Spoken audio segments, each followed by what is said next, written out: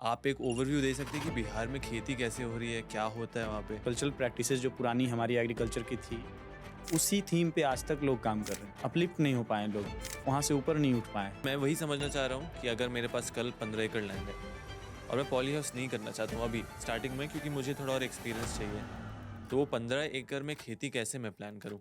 लोग अगर crop change करते हैं, जस्ट टेक एन एग्जांपल कि हॉर्टिकल्चर के एरिया में अगर जाते हैं ओपन फील्ड में भी, अभी मैं ओपन फील्ड की बात करूँगा क्योंकि फर्स्ट ऑफ ऑल कि ओपन में पहले लोग अच्छे से करें तब देन प्रोटेक्टेड में लोग जा सकते तो 70 से लेकर के 100 दिन के बीच में मेरे हार्वेस्ट होते रहते हैं, इसमें मैं मार्केट ले जा सकता हूँ। तो क्या रेट मिलता है एवरेज मस्कुलिन का? हैं। एवरेज मान के चले कि 18 रुपये से लेके 35। लेबर वाला जो बात मैं हर जगह बोल रहा हूँ, उसका एक रीज़न है ना कि लेबर के बिना आपका एग्रीकल्चर फेल हो जाए। ये हम लोग को ये नहीं दिखाना चाहिए कि हाँ बहुत सब कुछ बहुत अच्छा है। एज अ किसान आप लॉस फेस करते हैं और आपने किया भी होगा। मंडी को इससे मतलब नहीं कि आप ऑर्गेनिक ग्रो कर रहे हैं कि केमिकल ग्रो कर रहे हैं। उनको क्वालिटी ऑफ फ्रूट्स अच्छे चाहिए। एक चीज़ है ना, हमेशा बहुत सारे किसान ऑनलाइन भी बोलते हैं ग्रीन हाउस एक पैसा का बर्बादी है। मैं आपसे आज अपफ्रंट पूछना चाहता हूँ, क्या आपका फ्यूचर विजन है कि आप ग्रीन हाउस में जाएं, कि आपको भी लगता है कि नहीं ग्रीन हाउस से प्रोडक्टिव फार्मिंग किसान के लिए सही चीज़ नहीं है? नमस्कार दोस्तों, स्वागत है आप सभी का एग्री टॉक के एक नए एपिसोड पर। बहुत सारे लोग को ऐसा लगता है कि बिहार में खेती नहीं होती है, और होती भी है तो एकदम छोटे स्केल पर, और उसका कोई स्कोप और प्रॉफिटेबिलिटी नहीं है। आमेश जी, जो कि बिहार में ग्राउंड लेवल फार्मर हैं और काफ़ी अच्छे स्केल पर फार्मिंग कर रहे हैं, उनको लगता है कि बिहार की खेती में बहुत स्कोप है। आज के एपिसोड में हमने डिस्कस किया है कि ओपन फील्ड फार्मिंग में क्या क्या क्रॉप्स कर सकते हैं, बिहार में क्या प्रॉब्लम्स है ओवरऑल एग्रीकल्चर के, और जनरली अगर आप भारत में देखें तो ओपन फील्ड फार्मिंग में कौन से क्रॉप्स किए जा सकते हैं जिनका रिटर्न अच्छा है। अगर आप एक किसान हैं जो सीरियल क्रॉप्स कर रहा है जैसे गेहूं, बाजरा, चावल, और आप चाहते हैं आप अपने फार्मिंग को एक लेवल ऊपर जाकर फ्रूट्स और वेजिटेबल्स की खेती कर सकें ओपन फील्ड में, तो ये एपिसोड से आपको काफ़ी अच्छा आइडिया मिलेगा, ओवरऑल पर्सपेक्टिव मिलेगी कि ओपन फील्ड में क्या क्या पॉसिबिलिटीज़ हैं, और एंड टू एंड अपनी फार्मिंग में आप प्रोडक्शन से लेकर के मार्केटिंग कैसे कर सकते हैं। इस एपिसोड में आपको एक अच्छा आइडिया मिलेगा। तो मैं चाहता हूँ ये एपिसोड को आप ध्यान से देखें। Presenting to you mister Amesh on agri talk.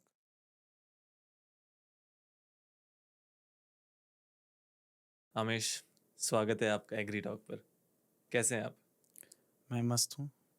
And thank you so much Abhinav ji कि आपने मुझे अपने प्लेटफॉर्म पे इनवाइट किया कि मैं कुछ बात कर अपना रख सकूँ किसानों के साथ। इसके लिए बहुत बहुत धन्यवाद। मेरे और आप में क्या चीज़ सिमिलर है आप जानते हैं?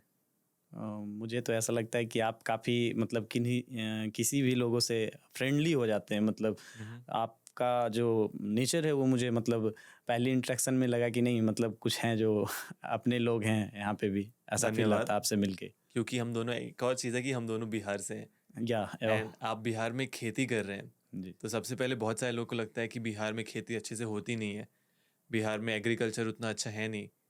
आप एक ओवरव्यू दे सकते हैं कि बिहार में खेती कैसे हो रही है, क्या होता है वहाँ पे? बिहार में खेती की अगर बात करें ना, तो अगर हम थोड़ा सा अदर स्टेट से कंपेयर करें, जस्ट टेक एन एग्जांपल कि रायपुर या फिर आपको जैसे कि नासिक वगैरह एरिया में जो खेती हो रही है उसके हिसाब से बिहार में कंपेयर करेंगे तो खेती नहीं हो रही है। क्यों?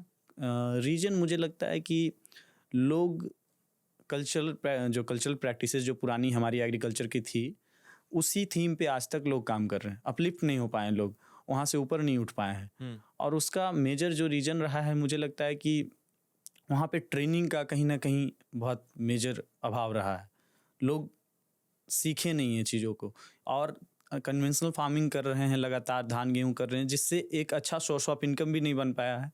और लोग अगर क्रॉप चेंज करते हैं, जस्ट टेक एन एग्जांपल कि हॉर्टिकल्चर के एरिया में अगर जाते हैं ओपन फील्ड में भी, अभी मैं ओपन फील्ड की बात करूंगा क्योंकि फर्स्ट ऑफ ऑल कि ओपन में पहले लोग अच्छे से करें तब देन प्रोटेक्टेड में लोग नहीं, जा। बिल्कुल सही बात है।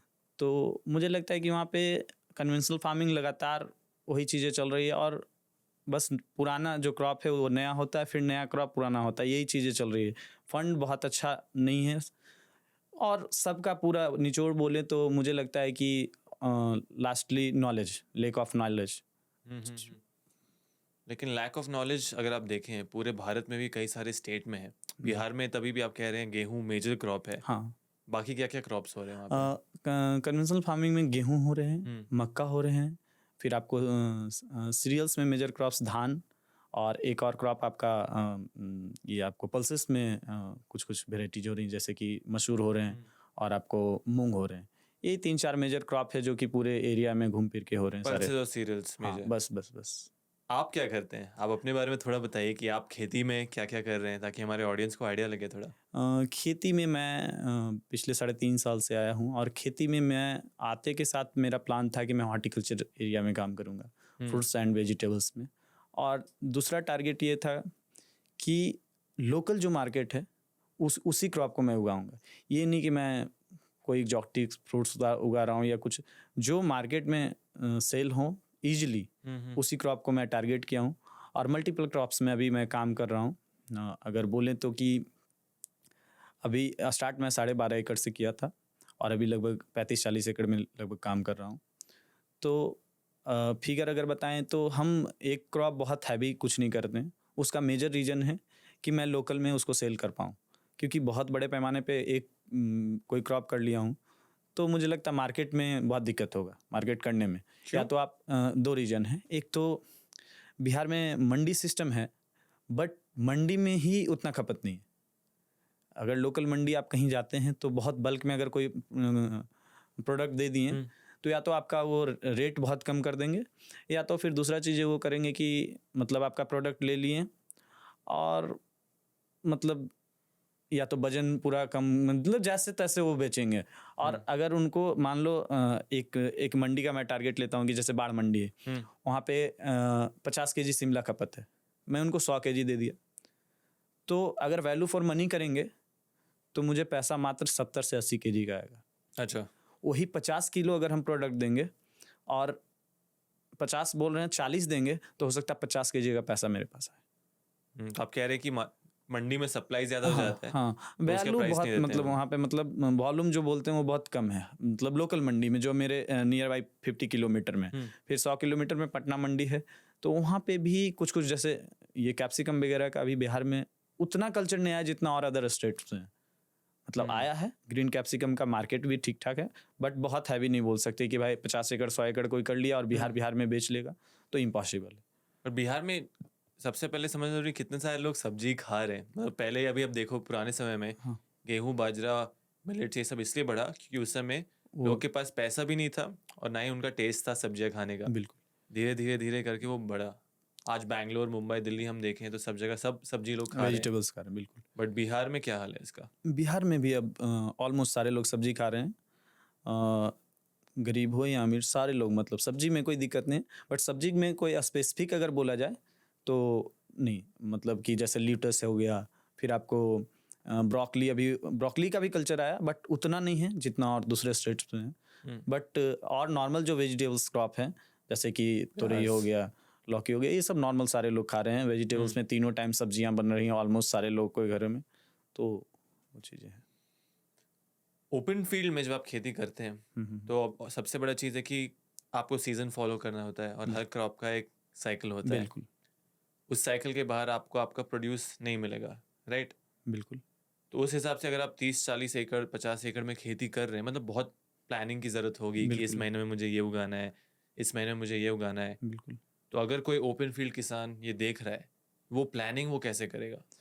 मुझे लगता है कि फर्स्ट ऑफ ऑल अगर मतलब कोई नया किसान स्टार्ट कर रहा तो वो बहुत कम एरिया से स्टार्ट करे ओपन फील्ड में भी? ओपन फील्ड में। उसका रीज़न ये है कि एक तो लोग, अगर लोग के पास 1 रुपये रहते हैं तो काम 1.5-2 रुपये का कर लेते हैं, और लोगों को लगता है खेती है तो कम पैसे में हो जाएंगे। चाहे नॉर्मल, हम ये नहीं बोलते कि बहुत पैसे लगेंगे, क्योंकि ओपन फील्ड में नॉर्मल पैसे ही लगेंगे, बट जो चीज़ें वो कर रहे थे वहाँ से अपलिफ्ट हुए हैं, हॉर्टिकल्चर में आए हैं, सब्जी में आए हैं, तो उनको वो पूरे क्रॉप साइकिल में उनको जितना पैसा आता था उसका डबल मोटा मोटा, मतलब अगर बोले तो लगभग 70-80 हज़ार रुपये रखेंगे तो 1 एकड़ वेजिटेबल्स का जो एवरेज क्रॉप है वेजिटेबल्स और फ्रूट्स का वो होंगे। कॉस्टिंग आप कह रहे हैं? हाँ, मतलब 70 से 80 हज़ार, और वो ये बढ़ के 1.5 लाख तक जाएंगे। क्रॉप टू क्रॉप वैरी करेगा, और जैसे कुछ कुछ जैसा स्ट्रॉबेरी हो गया, फिर आपको ड्रैगन फ्रूट, ये सब में कॉस्टिंग ज़्यादा जाएगी, बट एवरेज क्रॉप और जो बात करें तो वो लगभग 80 हज़ार से स्टार्ट होंगे, 1.5 लाख तक जाएंगे, जिसमें आपका पूरा इनपुट में खाद,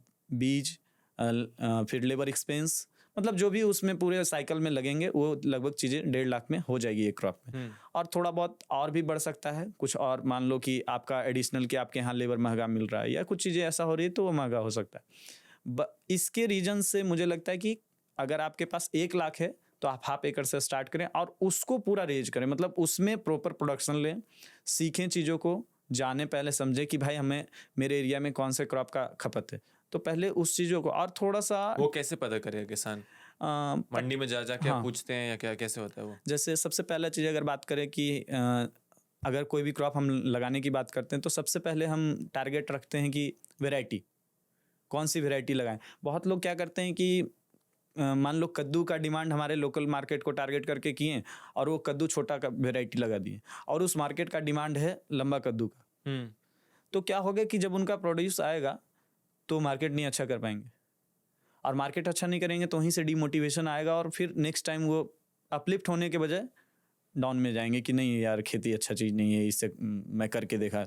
तो सबसे पहले प्रॉपर रिसर्च एंड डेवलपमेंट और एक ब्लू सीट पूरा मतलब बोल सकते हैं कि बन जाए कि भाई मुझे क्या करना है, उसके बाद फिर वो क्रॉप को करना है। सबसे पहले तो वैरायटी सिलेक्शन, नेक्स्ट फिर आते हैं कि भाई जो एरिया में करना है उसमें टेक्नोलॉजी थोड़ा अडॉप्ट करें। टेक्नोलॉजी जिसको बोल सकते हैं कि ड्रिप इरिगेशन और मल्च, ये मुझे लगता है कि खेती का आज का मतलब बेसिक मतलब इसको अगर नहीं कर रहे हैं तो आप फिर मतलब नहीं, मतलब जैसे ही आप 1 एकड़ से 2 एकड़ में आएंगे फेल हो जाएंगे। थोड़ा बहुत कर सकते हैं, वो खुद ही कर रहे हैं तो उतना कर सकते हैं, बट जैसे ही थोड़ा भी बढ़ेंगे मतलब 2 एकड़ में भी जाएंगे तो आपको परेशानी बढ़ने लगेगी। क्योंकि आजकल एक बहुत बड़ा मेजर इशू है, लोग कहते हैं बिहार का लेबर आ रहा है दूसरे स्टेट में, बट मैं बोलता हूँ कि बिहार में दिक्कत है लेबर का, और बहुत मेजर स्कार्सिटी है, लेबर नहीं मिलती। वही सेम लेबर इट में भी मुझे लगता है कि आते ही हैं, ऐसा नहीं है, बट बिहार में लेबर का स्कार्सिटी है। क्यों? एक तो खेती में लोग काम नहीं करना चाहते। खेती में क्यों नहीं लोग काम करना उसका चाहते? रीजन है, मुझे ऐसा लगता है कि देखिए क्या होता है, एक तो थोड़ा उनको ईगो हर्ट होता है कि भाई हम बाहर से लोग आते हैं तो उनको लगता है कि भाई बाहर से कमा के आया, और वो सेम अपने एरिया में इसलिए भी नहीं कमाना चाहते हैं कि जैसे मान लिए बाहर में लोग कोई कहीं पे काम कर रहे हैं, उनको बोल भी देंगे एक बात तो वो थोड़ा बर्दाश्त करेंगे, बट लोकल लेवल पे आप ये चीज़ें समझिएगा तो लोकल लेवल में थोड़ा सा ईगो आ जाता है कि हमरा ये ऐसे, मतलब देसी भाषा में बोलें कि हमरा ये देखो ऐसे बोल दिलखिन। तो ये सब चीज़ें बहुत वहाँ पे मतलब अभी भी है कि हमको किसान बोल दिया। हाँ, हमको किसान, ये किसान बोल दिया। हो सकता है बाहर में उससे ज़्यादा भी बोले और वो सुन के वहाँ पे काम करें, बट लोकल लेवल में हो सकता है आप वहाँ से ज़्यादा अच्छा रिटर्न भी यहाँ पे दें तो भी आपके साथ काम नहीं करना। आपके साथ हुआ है कभी कि आपको लोग बोलते तुम खेती क्यों कर रहे हो, किसान क्यों बन गया तुम? मैं मैं बस बोलना चाहता हूँ ऑडियंस को, सॉरी बिल्कुल मैं आपसे पूछने वाला था लेकिन अब मैं खुद ही बोल देता हूँ कि आप कंप्यूटर साइंस किए, जी पढ़ाई की आपने बाहर आके, जी फिर आप खेती में आ गए, तो लोग आपको बोले कि तू किसानी क्यों कर रहा है? स्टार्टिंग में काफ़ी फैमिली में ही लोग कर रहे थे कि नहीं जॉब अच्छा है, उसमें एक लाइफ साइकिल आपका अच्छा चलेगा, एग्रीकल्चर में कोई स्कोप नहीं है, बहुत चीज़ें बोल रहे थे स्टार्टिंग 1.5-2 साल तक। गांव से मतलब जहाँ भी लोगों से मिलना, इंटरेक्शन होना, लोग क्योंकि एग्रीकल्चर को आज तक बिहार में लोग बिजनेस के तरीके से नहीं देखते, उसको आज भी लोग खेती मानते हैं। और मुझे लगता है कि एग्रीकल्चर को अगर एग्री स्टार्टअप के तरीके से नहीं देखेंगे तो पैसा नहीं कमा सकते, उसको बिजनेस के तरीके से नहीं देखेंगे तो नहीं कमा सकते।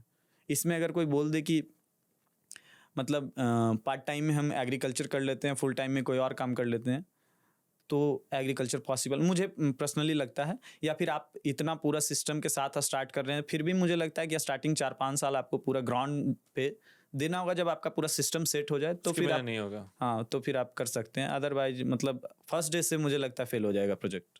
इन्वॉल्वमेंट होना बहुत ज़रूरी है। आई थिंक बहुत सारे एपिसोड्स में बार बार हम कहते हैं कि खेती साइड बिजनेस नहीं, बिल्कुल, क्योंकि जब तक आप हाथ गंदा नहीं करोगे, आप समझोगे कि क्रॉप का एक साइकिल कैसा है, मार्केट का एक साइकिल कैसा है, तब तक आपको पकड़ नहीं आएगी। तो आप जब शुरू किए थे, फिर से वापस आते हैं उस क्वेश्चन पे बिल्कुल कि 10 एकड़ 12 एकड़ 5 एकड़, उसका प्लानिंग कैसे किया? सबसे पहले आपने बोला मार्केट स्टडी किया आपने, उसके हिसाब से ठीक है, मैंने 3-4 क्रॉप चुन लिया, अब कौन से टाइम में कोई कैसा क्रॉप करेंगे, वो क्रॉप साइकिल प्लानिंग वो थोड़ा बता सकते हैं ब्रीफली? पहला चीज़ तो हम जो एरिया चूज कर रहे हैं जी, उस एरिया में कौन कौन सा क्रॉप हो रहा है, सबसे पहला रिसर्च मेरा यही होना चाहिए कि उस एरिया में कौन कौन सा क्रॉप हो रहा है, उसका मार्केट कहाँ है, वो मार्केट में जा रहा है तो प्रॉपर अच्छे रेट में बिक रहा है या नहीं बिक रहा है, ये देखना है। अगर वो बिक रहा है तो फिर अगर हम एक्सपैंड कर रहे हैं, क्योंकि हम 15 एकड़ फिर नया चालू कर रहे हैं, क्योंकि उस एरिया में कन्वेंशनल फार्मिंग हो रही थी, अब हम उसको अडॉप्ट करेंगे, उसमें हॉर्टिकल्चर करेंगे, तो उसमें हम करने जा रहे हैं। तो सबसे पहला हो गया कि एरिया देखेंगे और उसके हिसाब से मार्केट समझेंगे। मार्केट समझने के बाद हमें लगता है उससे भी पहले एक चीज़ आती है कि भाई लैंड कैसा है। लैंड बहुत मेजर उसके लिए चीज़ है। Soil water testing. हाँ, सॉइल वाटर टेस्टिंग हो गई, फिर साइट का लोकेशन क्या है, फिर आपको मतलब वाटर होल्डिंग होल्डिंग कैपेसिटी क्या है, मतलब ये सब चीज़ें बेसिक छोटा-छोटा चीज़ है, बट इसको देखना बहुत ज़रूरी है। लोकल में कैसे लोग रहते हैं हमारे एनवायरनमेंट में, लेबर हमें लोकली मिल पाएगा। मतलब ये लेबर वाला जो बात मैं हर जगह बोल रहा हूँ, उसका एक रीज़न है ना कि लेबर के बिना आपका एग्रीकल्चर फेल हो जाएगा। लेबर अगर आपको प्रॉपर नहीं मिले टाइम टू टाइम, तो आप फेल हो जाएंगे। तो ये चीज़ें हैं। ये सारी चीज़ प्लान करके। हाँ, एक तो सबसे पहले कि मतलब मार्केट रिसर्च कर लें कि भाई लोकल में क्या हो रहा है और हम यहाँ पे क्या कर सकते हैं क्रॉप। अब जैसे मार्केट में मान लो जो चीज़ें चल रही है वो ऑलरेडी स्टॉक पूरा है, जितना उस एरिया का मतलब डिमांड है वो दे रहा है एरिया, तो हमें फिर कुछ दूसरे क्रॉप पे जाना चाहिए। फिर दूसरे क्रॉप का मार्केट है कि नहीं मंडी में लोकल में, अगर ये डेटा कैसे कोई प्राप्त करेगा, ये तो मुश्किल पार्ट है। डेटा एक ही चीज़ है कि भाई मतलब मैं तो जा कैसे के किए? मतलब लोकल मंडी से मैं कनेक्ट किया, वेंडर से कनेक्ट। स्टार्टिंग में मैं वेंडर को स्टॉक देना चालू किया, बट वहाँ पे भी कुछ अप्स एंड डाउन आए, तो फिर मैं उसको थोड़ा सा मतलब वेंडर के साथ क्या हो जाता है कि आप 10 लोगों से कनेक्ट किए, अब 10 लोगों से आपको पैसा कलेक्शन करना है, 10 लोगों को स्टॉक देना है। मंडी के साथ एक अच्छा चीज़ बोल सकते हैं कि आप उनको एक बार माल दिए, हो सकता है ₹1 वेंडर से कम आपका सेल हुआ, बट वो आपको कैश में आपको पैसे दे दिए। और वेंडर्स के साथ है कि आज गए शाम में, भैया अभी पैसा नहीं है, कल आइए ना। तो ये चीज़ों में क्या होता है कि जिसके पास टीम बिल्डिंग नहीं है वो अच्छे से नहीं कर पाएगा। इट में भी आपको वेंडर मंडी से अच्छा रेट दे रहा हो, बट आपके पास लोग नहीं है, तो ये चीज़ें फिजिबल नहीं हो पाएगा ग्राउंड लेवल पे। कैसे वेंडर्स हैं ये? वेंडर जस्ट मंडी से जो स्टॉक उठाते हैं, फिर रिटेल करते हैं अपने प्रोडक्ट को डायरेक्ट कस्टमर तक जो पहुंचते हैं, उस वेंडर की मैं बात कर रहा हूँ। अच्छा, जो बेसिकली मंडी के हाँ, बाद आता है वेंडर। हाँ, वेंडर के बाद आता है रिटेल। रिटेलर। इसलिए कस्टमर तक पहुंचते पहुंचते लोग को लगता है हाँ, कि प्राइस महंगा हो गया है, बट किसान को असलियत में उतना मिल नहीं रहा है। नहीं मिल रहा। 2-3 लोग बीच में आके उसका पूरा मार्जिन चाहिए। बिल्कुल, बिल्कुल, बिल्कुल। इसका क्या समाधान है? वही मैं बोला ना कि अगर आपके पास टीम बिल्डिंग है तो आप डायरेक्ट वेंडर से रिटेलर से कनेक्ट कर सकते हैं। आपने रिटेलर को बेचा डायरेक्टली? हाँ, रिटेलर को भी मैं बेचा हूँ। मैं बताया कि मेरे पास टीम नहीं थी उस टाइम, तो फिर मैं उसको होल्ड ऑन कर दिया। बट और भी चीज़ें कर सकते हैं। अगर सेल्स मार्केटिंग की बात करें तो मार्केट में एक तो आप कोशिश करें कि आप खेती कर रहे हैं अगर 15 एकड़ में, तो फार्म काउंटर जरूर बनाएं। अच्छा, मतलब अपने फार्म पे ही एक छोटा सा हाँ, दुकान। छोटा सा काउंटर बनाएं और आप अच्छे प्रोडक्ट, मतलब ये नहीं कि भाई जो रिजेक्टेड स्टॉक है वो फार्म पे बेच रहे हैं, जो फ्रेश स्टॉक है दुकान में दे दिए, या फिर जहाँ बिक रहा है उसको बेच दिए और ख़राब चीज़ को यहाँ पे रखें जो नहीं। फार्म पे हमेशा फ्रेश स्टॉक रखें। बट एक बात मुझे बताइए, farm usually at least Bangalore south India में बहुत दूर होते हैं शहर से, हाँ, तो लोग आपके फार्म आके कैसे लेंगे? ये तो वही हो जाएंगे ना, फिर बल्क में उठाने आएंगे। हाँ, अब देखिए यहाँ पे 2 बातें आई कि अगर हम फार्म पे रिटेल काउंटर चालू किए, तो उसमें क्या होगा कि धीरे-धीरे ना आप जब फार्म पे बेचिएगा तो धीरे-धीरे आपके पास वेंडर कनेक्ट होंगे। करेक्ट। क्योंकि अगर हम फार्म से नहीं बेचते हैं, लोग जान रहे हैं कि भाई यहाँ का स्टॉक पूरा मंडी चला जाता है, तो लोग जान ही नहीं रहे हैं कि यहाँ सेल हो रहा है। आपने एक बात बोला कि दूर है, कस्टमर नहीं आएगा, पर वेंडर को तो रीच आउट कर सकते हैं कि भाई आप आएँ फार्म से डायरेक्ट स्टॉक यहीं से लेके जाएँ। जब आपके फार्म से स्टॉक बिकने लगेगा ना, तो उससे बेस्ट चीज़ कुछ नहीं, क्योंकि वो जो रिटर्न देगा ना आपको, 1 पैसे कम में भी आप फार्म पे किसी को प्रोड्यूस दे रहे हैं ना, तो आपका 2-3 चीज़ बचेगा। एक तो आपका ट्रांसपोर्टेशन जो लगता है वो बचेगा। दूसरा चीज़ कि जैसे ही मंडी जाएगा ना, तो मार्ट की बात आएगी। बिहार में उसको मार्ट बोलते हैं, वजन मतलब 50 केजी में 40, तो वहाँ पे भी वो चीज़ें लेंगे। मार्ट आपके फार्म पे भी लेंगे, पर वहाँ पे आप अपने हिसाब से देंगे। जैसे उस स्टॉक को आप मंडी उठा के ले जाएंगे, तो मंडी वाले फिर अपने हिसाब से उसको करते हैं। मतलब हो सकता है कोई पार्टी मान लिए कि एक कोई बी ग्रेड माल आप ए ग्रेड में डल गया गलती से, तो जो पार्टी उठाएगा वो पूरे सही चीज़ों को नहीं देखेगा, वो एक चीज़ को देखेगा जो उसमें खराब चीज़ें हैं। तो इसलिए मतलब मुझे ऐसा पर्सनली लगता है कि फार्म काउंटर बनाना चाहिए और कनेक्ट करना चाहिए। अगर आप डायरेक्टली कस्टमर तक नहीं पहुंच पा रहे हैं, तो वेंडर को कनेक्ट करें कि वेंडर मंडी ना जाके आपके पास स्टॉक लेने के लिए। अच्छा, आपने एक्सपीरियंस किया है? क्यों हम या जब बात कर रहे थे आप बोले हाँ, कि बिल्कुल। आप फार्म काउंटर्स लगवाए थे, हाँ। उस समय आपको बेहतर रेट मिला अपने प्रोड्यूस के लिए? मेरा कोशिश यही रहता है ना कि मैं मंडी में जितने में जाके बेचूं, उससे 2-3 रुपये राउंड अप करता हूँ। जैसे मंडी में मान लीजिए कि 27-28 रुपये बिक रहे हैं, तो यहाँ पे रिटेल काउंटर करेंगे, 1 केजी तौलेंगे, वहाँ तो जाएगा 50 केजी 100 केजी तौल हो जाएगा। यहाँ पे अब आप 1 केजी वजन कीजिएगा तो आपका 20 ग्राम 50 ग्राम 100 ग्राम भागेगा। तो उसके लिए हम राउंड अप करते हैं कि 28 रुपये मंडी है, यहाँ 30 रुपये देंगे। 2 रुपये का राउंड अप करते हैं और वो फिगर विदिन 2 घंटे में हमारा फार्म काउंटर में, पैसे मेरे पॉकेट में। मंडी गए, कमीशन लेगा आपको, फिर उसके बाद फिर जो आप मार्ट की बात की, मतलब मार्ट मतलब वजन कमाएगा। तो ये सब चीज़ें होते होते घूम फिर के आपको रिटेल काउंटर से ज़्यादा महंगा पड़ जाएगा। आपका ट्रांसपोर्टेशन कॉस्ट भी तो कम होगा। वही मैं ट्रांसपोर्टेशन में हूँ। बिल्कुल। इंटरेस्टिंग। ओपन फील्ड मानो कोई अभी खेती करना चाह रहा है, तो कुछ अच्छे क्रॉप्स कौन से हैं? जैसे कद्दू होता है ओपन फील्ड में, मेलन्स होते हैं, सबसे अच्छे प्रॉफिटेबल, सबसे अच्छे मार्केट में डिमांड वाले ओपन फील्ड के लिए क्रॉप्स कौन से हैं? हाई वैल्यूड की अगर बात करूं तो मुझे लगता है कि देखिए, क्रॉप तो सारे अच्छे हैं, बट कुछ कुछ मैं पर्सनली कर रहा हूं कि भाई ये अच्छा रिटर्न दे रहा है मुझे। तो आपको कैप्सिकम एक अच्छा रिटर्न देने वाला क्रॉप है। Green capsicum. हाँ, ग्रीन कैप्सिकम, कलर्ड नहीं, ओपन में ग्रीन ही होते हैं। उसके बाद फिर आ जाएंगे तो बात करेंगे प्याज।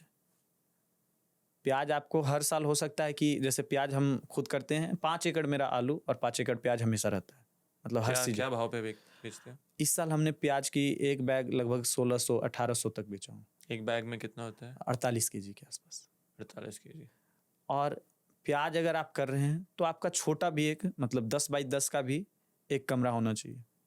आप उसमें वेंटिलेटेड मत करो, वो फैन वाला सिस्टम आता है वो रखो। रूम है एकदम 10 बाई 10 का, उसमें आप प्याज रख सकते हैं। 1 बाई 1 स्क्वायर मीटर में आप लगभग 50 केजी प्याज रख सकते हैं 1 स्क्वायर फीट में। तो 10 बाई 10 है तो 100 स्क्वायर फीट 100 बैग आराम से। मतलब छोटे किसान की मैं बात कर रहा हूँ, जो जैसे बड़े हैं वो अपने हिसाब से उसको डिजाइन करेंगे। और वो बहुत, मतलब आपके घर में अगर कोई एक रूम में चीज़ें नहीं हो रही है तो उस रूम में आप प्याज रख सकते हैं और उसको एकदम मतलब वेंटिलेट, मतलब 7-8 महीने एकदम सेफली उसमें एक वो भी नहीं आएगा। बहुत सारे लोग क्या करते हैं, चाला सिस्टम जो बम्बू का बना हुआ था उस पर प्याज रखते हैं। उसमें क्या है कि आपको सीजन में एक बार सॉर्टिंग ग्रेडिंग कराना है, बट ये जो सिस्टम है इसमें कुछ नहीं कराना है। एक बार आपको फ्रेश स्टॉक रखना है, मतलब सॉर्टिंग ग्रेडिंग करके रख देना है। फिर डायरेक्ट आप अगर बीच में नहीं बेचें तो आप डायरेक्ट जब सीजन आया सेल, जैसे अभी मान के चलिए कि जुलाई से प्याज स्टॉक निकलना चालू हो जाता है, स्टॉक वाला प्याज। तो जुलाई से लेके अगस्त, कुछ थोड़ा बहुत सितंबर में भी निकालते हैं लोग। जिनका और अच्छा क्वालिटी है वो अक्टूबर तक जाते हैं। फिर अक्टूबर में मोटा मोटी प्याज लोकल फिर से आना, कहीं कहीं से दूसरे मतलब दूसरे स्टेट से आना चालू हो जाता है। हर स्टेट में कहीं ना कहीं हो जाता है। तो प्याज अगर कर रहे हैं तो स्टोर जरूरी है, तब जाके आपको प्याज में बहुत अच्छा रिजल्ट आएगा। प्याज को भी मैं हाई वैल्यूड में इसलिए रखता हूँ क्योंकि हो सकता है वो सेम टाइम में अच्छा रिटर्न, क्योंकि अब पूरे स्टोरेज आप कह रहे हैं तो सिंपल रूम, बहुत सिंपल, बहुत मतलब ये 10 बाई 10 का रूम पूरे पैक, कुछ नहीं।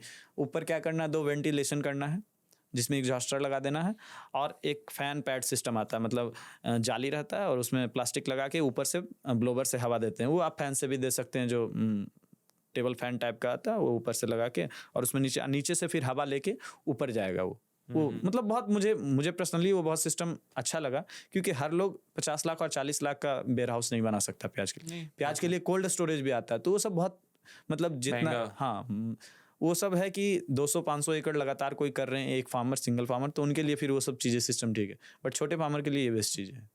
बढ़िया। तो आपने बोला ग्रीन कैप्सिकम, ऑनियन, टोमेटो जो हम लोग अगर बिहार क्लाइमेटिक कंडीशन की बात करें तो बिहार में जो फरवरी में लगेगा स्टेकिंग पे, अलान पे टमाटर, वो क्या चीज़ पे? अलान, स्टेकिंग अलान करके, मतलब हाँ, वो करके जो लगेगा वो टमाटर बहुत अच्छा रिजल्ट देगा किसान को। मोटा मोटा अगर फिगर दूं आपको, तो अगर 1 एकड़ कोई करता है तो इस साल, तो अगर इस साल की फिगर की बात करूं तो लोग 12-12 लाख तक नेट प्रॉफिट कमाए हैं ओपन फील्ड से। ओपन फील्ड की बात कर रहा हूं मैं, 12 लाख प्रॉफिट।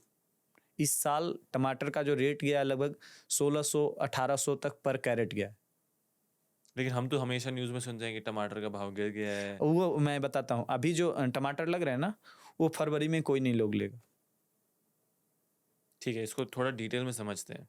क्रॉप साइकिल और क्रॉप टाइमिंग के बारे में आप बात कर रहे हैं। हाँ, बिल्कुल बिल्कुल। तो जनवरी पॉज लेके आप कह रहे हैं फरवरी से टमाटर का क्रॉप स्टार्ट होता है। हाँ, मतलब फरवरी में सोइंग होता है, मतलब सोइंग होता है, ट्रांसप्लांट बोल सकते हैं। ठीक है, फरवरी में टमाटर का ट्रांसप्लांटिंग होता है। और एक ट्रांसप्लांटेशन अभी हो रहा है। अभी हो रहा है हाँ, अगस्त में। हाँ, अगस्त सितंबर तक लोग करेंगे, अक्टूबर फर्स्ट वीक तक करेंगे।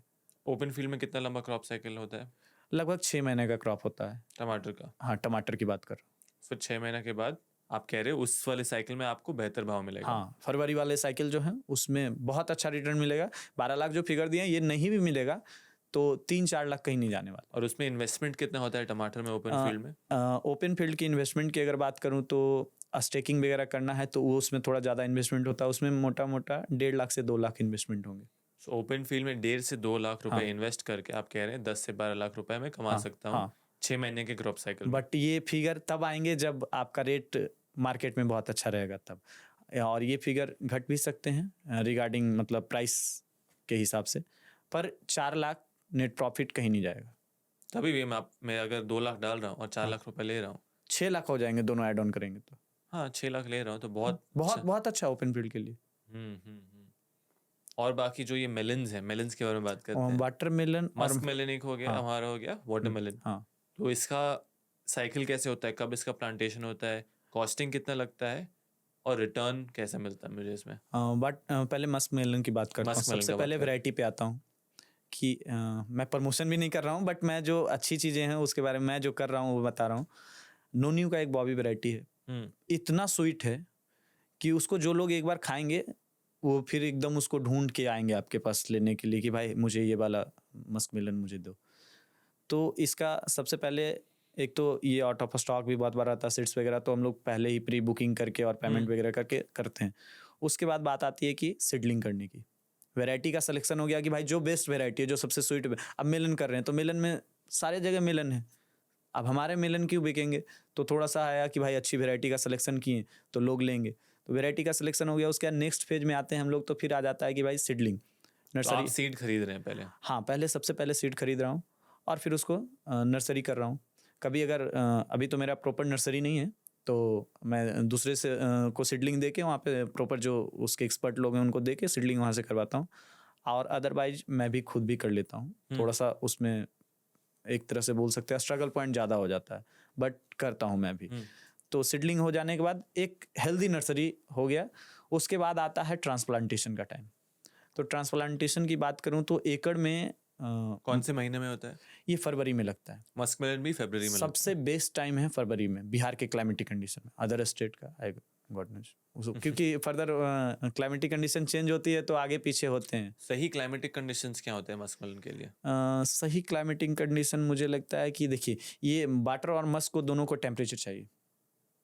जैसे ये कम, जैसे बहुत लोग लो टनल में करते हैं, तो लो टनल में क्या है कि आपको दिसंबर में लग जाते हैं, पर अभी तक मैं जितना सुना हूँ लोग, बहुत लोग कहते हैं कि अच्छा रिजल्ट है, बहुत लोग कहते हैं क्यों। उसका रीजन एक ही है कि उस टाइम ठंडा होता है, लो टनल करते हैं तो अच्छा होने का है कि जिनको प्रॉपर उसका टेक्नोलॉजी पता है कि कैसे कवर करना है, किस टाइम उसको ओपन करना है।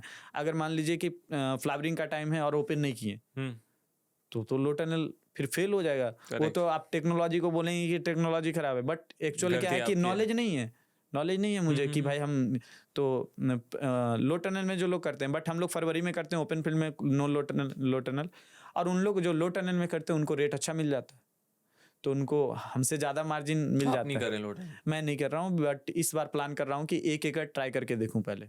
मैं कोई भी चीज़ मिनिमम 1 एकड़ से ही ट्राई करता हूँ कि भाई मतलब उसके बाद ही एक्सपैंड करूंगा कि 2 एकड़ 5 एकड़ 10 एकड़ करूंगा। 1 एकड़ में लो टनल में मस्क मेलन का उत्पादन बेटर होता है? हाँ, मतलब अभी तक का जो फीडबैक है, पर्सनली किया नहीं तो मैं नहीं दूंगा फीडबैक, करूंगा तो फिर आगे। ठीक है, तो क्रॉप साइकिल कितना लंबा होता है आपने बोला? लगभग मस्क मेलन की बात करें तो 70 से 90 दिन, हार्डली 100 दिन। 70 दिन में हार्वेस्ट रेडी? हाँ, 100 दिन में एकदम प्रॉपर आपका खेत खाली हो जाएगा। तो फरवरी में मैं अगर प्लांट कर रहा हूँ तो मई तक मेरा क्रॉप रेडी हो जाएगा? मई तक। और फिर मैं एक ये मल्टी हार्वेस्ट होता है या मल्टी हार्वेस्ट होता है? सिंगल हार्वेस्ट नहीं, मतलब नहीं, हार्वेस्ट कितना? लगभग फर्स्ट फ्रूट मोटा कब आता है मेरा? फर्स्ट फ्रूट 70 दिन में पहली तोड़ाई आ जाएगी, पहली हार्वेस्टिंग आ जाएगी। तो 70 से लेकर के 100 दिन के बीच में मेरे हार्वेस्ट होते रहते हैं। उसमें मैं मार्केट ले जा सकता हूँ? हाँ। और क्या रेट मिलता है एवरेज मस्क मेलन का? एवरेज मान के चले कि 18 रुपये से लेके 35 रुपये तक। और 1 एकड़ ओपन फील्ड में कितना उत्पादन आएगा? आप अगर अच्छे ग्रोवर हैं तो आपका लगभग 12-14 तक जाएगा। 14 टन। और नॉर्मल ग्रोवर है तो 8-9 टन जाएगा। तो 10 टन आप पकड़ सकते हैं एवरेज? हाँ, average 10 ton, no 10 doubt. Ton आपने रेट कितना बोला था? रेट लगभग 25 रुपये, 18 रुपये से लेके 35 रुपये तक रहते हैं। एवरेज रेट 25 रुपये आप 2 पकड़ से सकते 2.5 लाख रुपए फिर से। हाँ। हैं। 25 रुपये तो लगभग, हाँ, 10 टन 2.5 लाख रुपये। 2 से 2.5 लाख हाँ। रुपए।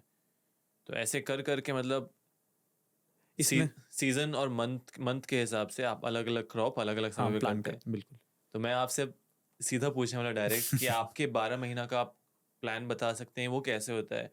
क्योंकि हाँ, फिर मैं आऊँगा नंबर्स पे, लोग को बिल्कुल समझना ज़रूरी है कि क्या पोटेंशियल है, क्या बिल्कुल स्कोप है। बिल्कुल बिल्कुल। जो 2.5 लाख का मैंने फिगर दिया ना, ये अप्स एंड डाउन हो सकते हैं।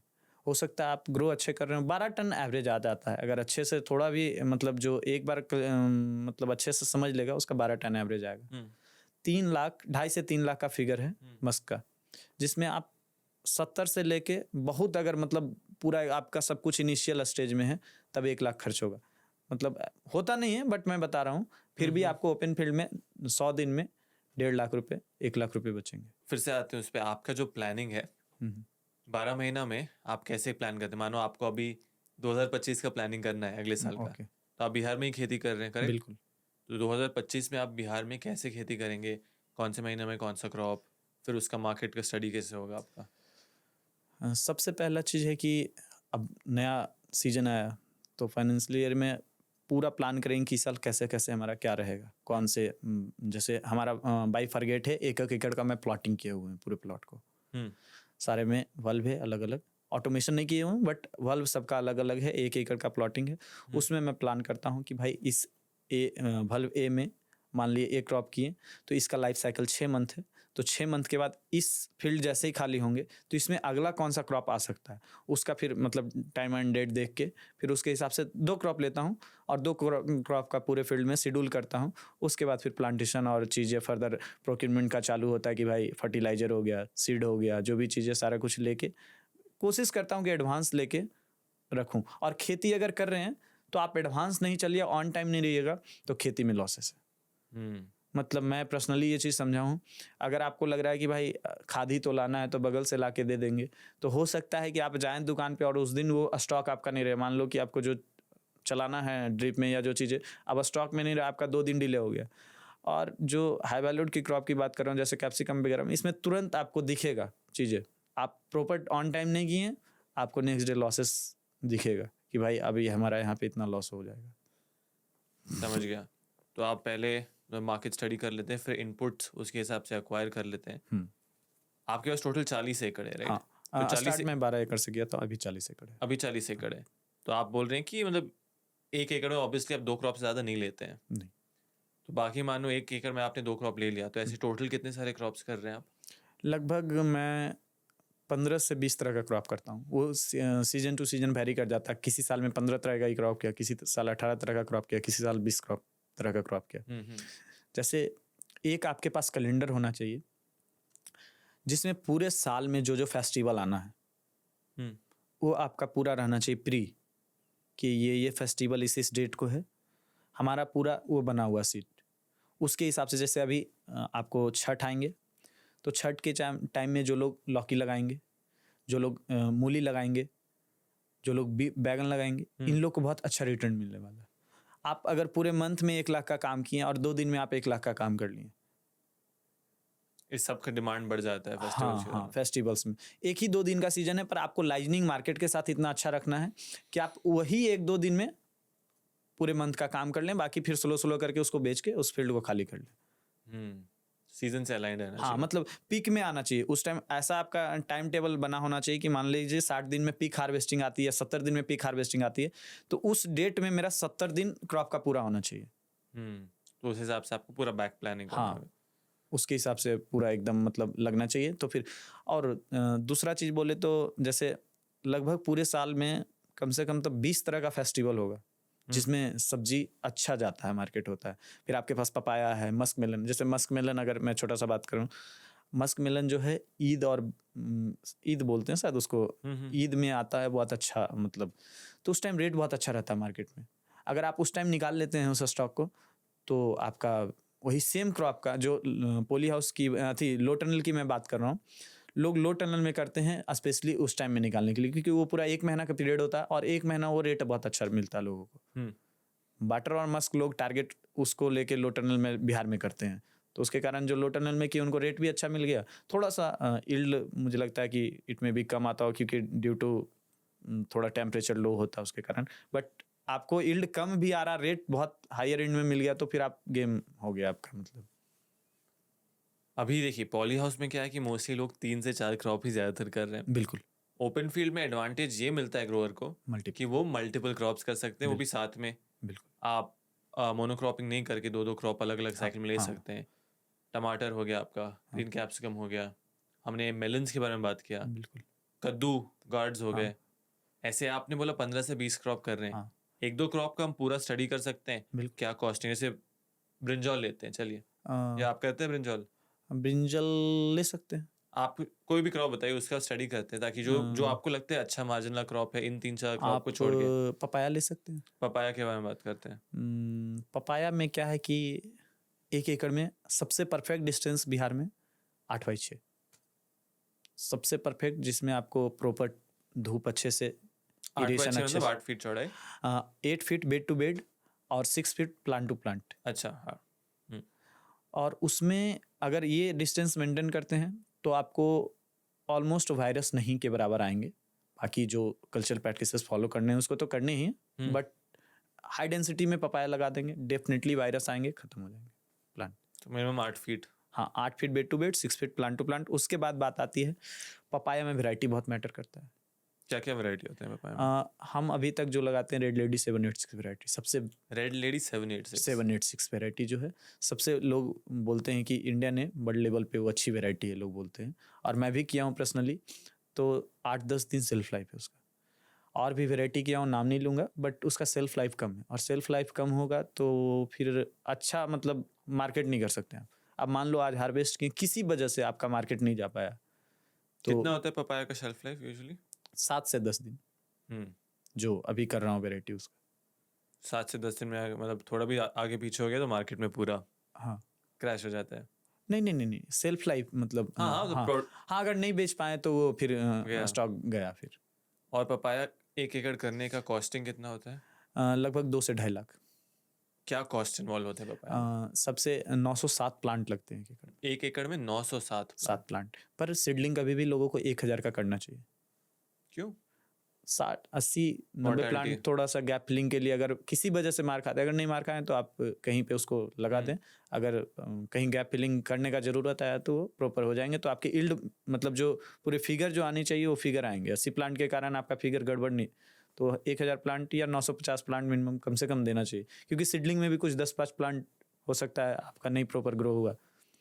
उसके बाद प्लांट लगा दिए, अब मल्च जरूर करना है।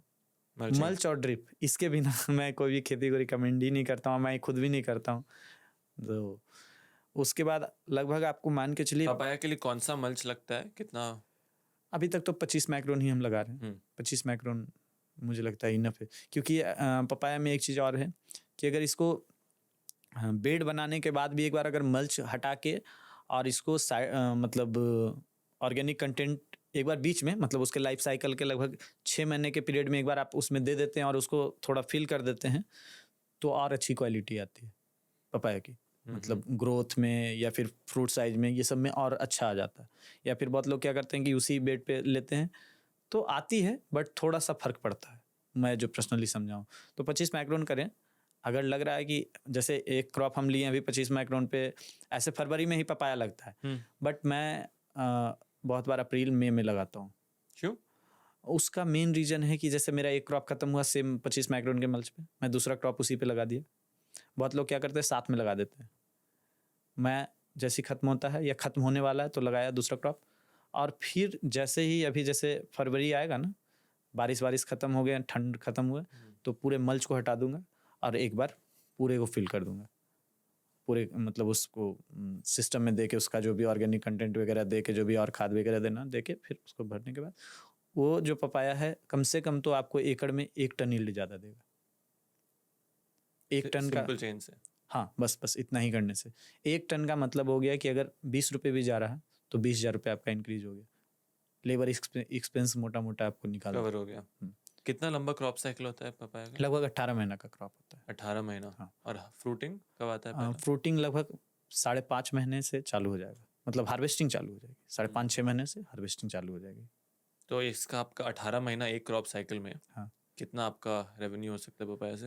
लगभग 6 लाख रुपए, 6 लाख। 5 से 6 लाख। ये फिगर वेरी करता है अगर आपके कल्चरल प्रैक्टिसेस प्रॉपर नहीं है तो। हम कच्चा पपाया बेचते हैं। मैं कोशिश करता हूँ कच्चा, इसलिए 2 रीज़न है कच्चा बेचने का। एक तो बिहार में राइप करने के बाद मार्केट थोड़ा सा उस हिसाब से नहीं है, लोग बाहर का पपाया पसंद करते हैं बिहार में। बट अगर आप लोकल में पपाया कर रहे हैं तो आपका लोकल या तो लोकल बेच लीजिए या तो मंडी जाइए, या तो फिर लोग पहला प्रायोरिटी देंगे। अगर नहीं आया मंडी में तो अब आपका राइपनिंग पपाया लेंगे। तो मैं बाइफरगेट कर दिया हूँ कि हाफ एकड़ कच्चा निकाल देंगे। कच्चा निकालने में पहला फ़ायदा कि वेट आपको अच्छा मिल जाएगा। वेट वो हाँ, सेम पपाया अगर पकेगा तो 100 ग्राम के आसपास, और ज़्यादा ही बोले भाग जाता है। अगर 1 किलो 100 का पपाया है और उसको अगर फिर पकाएंगे तो 1 केजी का रहेगा, तो 100 ग्राम वहाँ पे वेट भागा। उसके बाद मार्केट नहीं है, मतलब बड़े बड़े लेवल, मतलब थोड़ा बहुत कर सकते हैं, हाफ एकड़ 1 एकड़ कर सकते हैं। जैसे 2 एकड़ 5 एकड़ में जाएंगे तो आपको मार्केट में वहाँ पे बहुत जो मतलब अधिक झेलना पड़ेगा। और दूसरा रीज़न है कि कच्चा का अगर डिमांड है तो कच्चा बेचने से आपको उससे बढ़िया चीज़ नहीं है। उसका आप कहीं भी भेज दें इजीली, कोई दिक्कत नहीं, बस पेपर रैप करें, कोई भी एरिया में भेजें, वो 10 दिन 15 दिन, ठंडा में तो कुछ होता ही नहीं है। डिमांड है कच्चा पपीता का? हाँ, सब्जी के मार्केट में मैं अभी तक 1 एकड़ का पपाया कच्चा ही बेचा हूँ, और भी एक कलीग हैं वो 8-8 9-9 एकड़ का पपाया कच्चा बेचते हैं। ये आपको दही का जो बनता है उस आइटम में जाता है, और एक रहता, और दूसरा आपको सब्जी, इसके लोग खाते हैं। तो मैं मानता हूँ कि कच्चा अगर आप 2-3 एकड़ में कर रहे हैं तो 1-2 एकड़ कच्चा बेचें, 1-2 एकड़ राइप करके बेचें, तो आपको ठीक रहेगा। आपका टॉप सेलिंग है क्या? मतलब आपका सबसे ज़्यादा रेवेन्यू पपाया से आता है? नहीं, किससे पपाया आता है? ये थोड़ा सा कहना मुश्किल हो जाता है, इसलिए कहना मुश्किल हो एक जाता है सीजन कि का लेते हैं, हाँ, लास्ट अगर सीजन। जैसे इस साल की बात करें तो इस साल हमारा मस्क मेलन और वाटरमेलन बहुत अच्छा रहा क्रॉप। हाँ, तो दोनों मेलन्स में ग्रोइंग कंडीशन सेम होते हैं क्या? ऑलमोस्ट थोड़ा सा बस वाटरमेलन का लंबा चलता है क्रॉप, और ये थोड़ा शॉर्ट ड्यूरेशन है मस्क मेलन का। वाटरमेलन का कितना होता है क्रॉप साइकिल? लगभग 90 से 120 दिन, और इसका 70 से 100 दिन। 70 से 100 दिन। मस्क मेलन का और बाकी सारा चीज़ सिमिलर? ऑलमोस्ट मतलब मेरे पास सिमिलर। अगर 1 एकड़ फील्ड है और मुझे मेलन्स करना है, अब हाँ, तो मैं कैसे करूँ? क्या आप सजेस्ट करेंगे कि मैं पूरा मस्क करूँ या पूरा वाटर करूँ, आधा आधा मस्क वाटर करूँ? फिर यहाँ पर बात आ जाती है मार्केटिंग की, कि हमारा मार्केटिंग चैनल कैसा है, हमारा मार्केट क्या खोज रहा है। अगर मान लिया कि हम 2 क्रॉप उगा रहे हैं, अगर हम काउंटर सेल कर रहे हैं तो मुझे मैक्सिमम वेराइटीज में जानी है, मैक्सिमम क्रॉप करना है। काउंटर सेल है तो, अगर काउंटर सेल नहीं है, मुझे बल्क में जाना है, तो कोई सिंगल क्रॉप में जाए।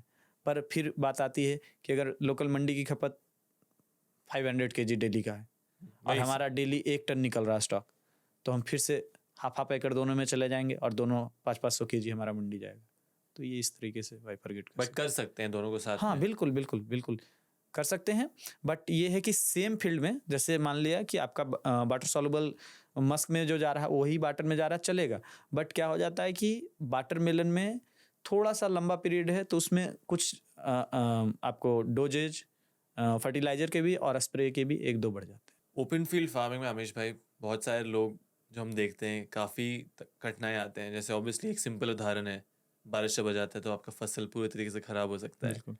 आप वेदर को मैनेज नहीं कर सकते हैं। अगर समर्स गर्मी बहुत ज़्यादा हो गए तब आपका फसल ख़राब हो सकता है। बिल्कुल। ये सारी चीज़ को आप मैनेज कैसे करते हैं और आपको पर्सनल लेवल्स पे क्या क्या प्रॉब्लम्स एक्सपीरियंस हुए हैं? तो सबसे मेजर जो प्रॉब्लम मुझे लगे हैं ओपन फील्ड्स के, वो क्या है कि बारिश के जो मौसम होते हैं तब वाटर लॉगिंग होते हैं खेत में बहुत जगह। तो आपके पास अगर लेबलर है तो थोड़ा आप ऐसा ड्रेनेज सिस्टम बनाएं कि थोड़ा सा फील्ड ऐसे हो कि मतलब प्रॉपर आपका, और ड्रेनेज सिस्टम पूरा चारों तरफ हो फील्ड के, कि भाई कहीं से भी कहीं पानी आए और वो ड्रेन होके निकल जाए खेत से बाहर। क्योंकि अगर ये आप कर दिए ना, तो समझिए कि आपका बहुत सारा क्रॉप बारिश में भी कुछ हद तक, अब बहुत हैवी रेनफॉल होगा तब तो नहीं कर सकते, क्योंकि रिस्क तो ऑब्वियस है कि ओपन फील्ड में कर रहे हैं तो रिस्क तो थोड़ी है।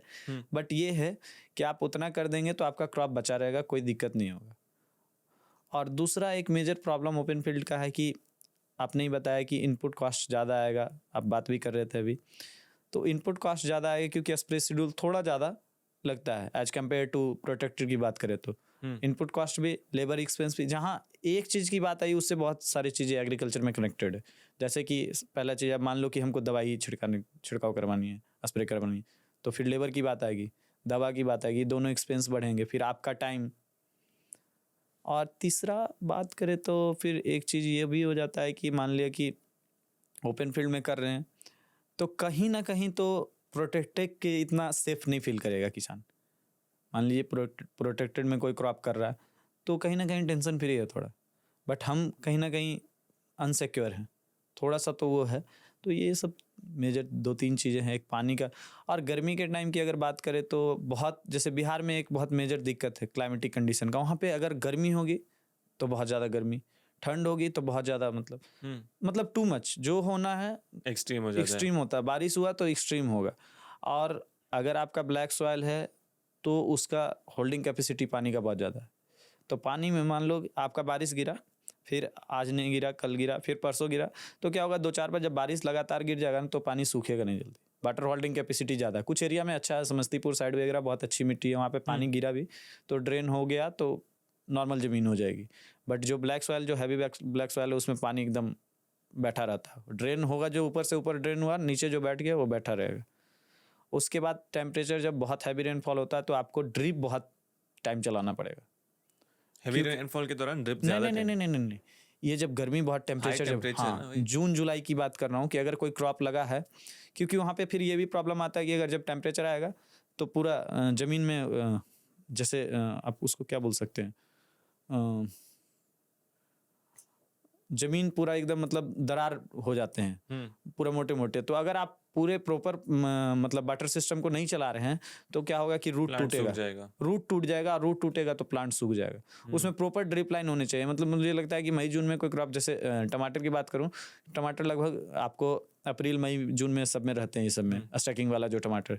फिर आपको कुकुम्बर रहते हैं। तो ये सब क्रॉप को क्या है कि अगर कोशिश करना चाहिए कि डबल लाइन ड्रिप कर दें। डबल लाइन ड्रिप, जैसे 1.2 मीटर का अगर मल्च डालते हैं तो 90 सेंटीमीटर का बेड हो जाता है, तो एक ड्रिप लाइन में हो सकता है कि वो चीज़ें नहीं आ पाए। अब जैसे आप पूरे सिंगल लाइन, चलिए हाँ, ऑडियंस के लिए और सिंपलीफाई करते हैं।